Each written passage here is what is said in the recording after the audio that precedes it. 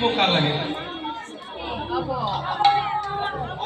আমি ভাবছি একটা কঠিন বলবো, কেউ পারবে না কি সব। আচ্ছা,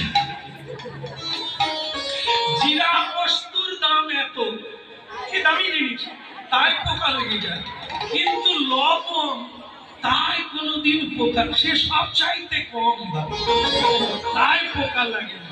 আচ্ছা, আপনারা যে পায়ে নুপুর করেন তার দাম কত? 2000। হ্যাঁ, চার যেমন তবু একটা 2000। মা খুব সাদা